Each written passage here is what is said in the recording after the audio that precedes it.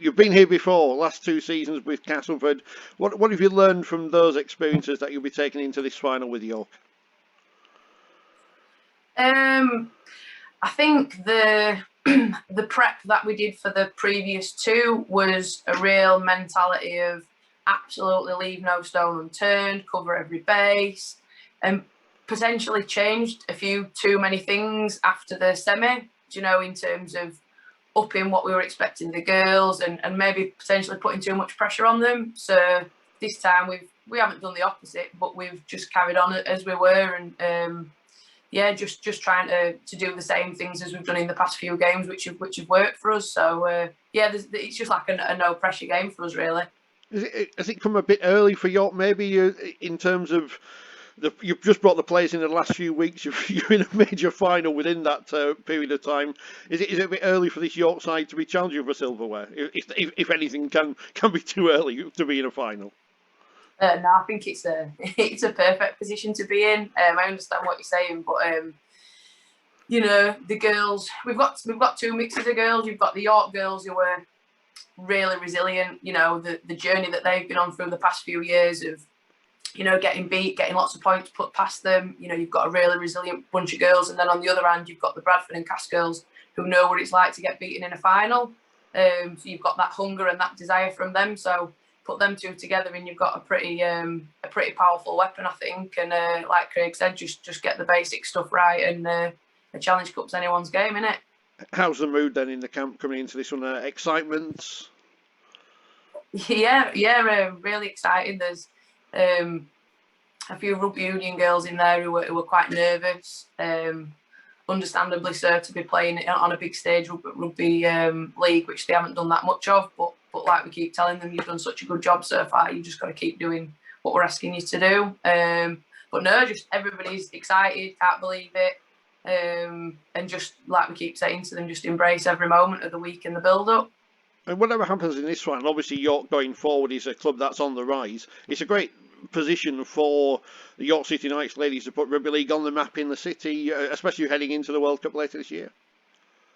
Yeah, it is, and that was the intent and the ambition of the club in terms of bringing me in terms of getting Cuthbo to be part of it as well.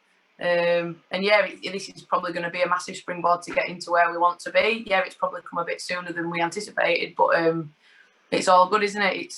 It's definitely put the club and the city on the map in terms of rugby league. So yeah, I'm really pleased with that. Well, on the pitch, where do you see the main dangers from St Helens? All across the park, really. I was counting up this morning. I think there's 8 or 9 current England internationals on there, so you can't really pick an area out. But the half speed in the centres has got to be the probably the most dangerous point. And Rudgy and Jodie down the middle with a few others is again really powerful. So it's just about us backing our D and making sure that we're up for the game.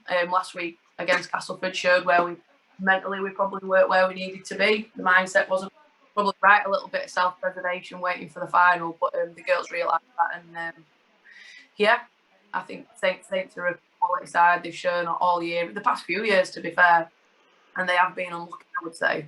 So it's just going to be a tough game, hopefully. I remember when you came into the press conference after the final against Leeds at Bolton, you were surprised by how many people were there. It's an even bigger stage we're on this year, being on BBC Two for the final. How is everyone dealing with that different kind of pressure this year? I don't know. I think the girls in York are slightly removed from everything that kind of goes on in the rugby league world, like on the M62 corridor. There's a few of them that are just not massive social media fans, because obviously that's where it all comes from. I know there's been cameras and stuff at training, but we've just tried to keep it business as usual. But yeah, obviously the club's very aware of the profile of the game, as am I. But I think some of the girls are slightly oblivious to the magnitude of Saturday, so that's a good thing. That's probably the best way to be, isn't it? And just a final one from me, you brought in one England sevens play. Is that a route where York can look for more talent? Obviously, you've brought some players from throughout Super League. Is the Rugby Union route somewhere where we may be seeing more players in the future? Yeah, do you know, I think Women's Super League is becoming really attractive to the rugby union girls, and I think the coverage and the hype around it and the profile is starting to potentially supersede the RFU Premiership. And yeah, we've personally been approached by a few, and you know, the seasons kind of offset each other, which means they can potentially do both, as Emma's doing. And you've got DMP, which is probably about 40 minutes up the road from where we are. So and as well as the kind of lower level clubs. So yeah, it's definitely an area that we're looking to explore over the next couple of years.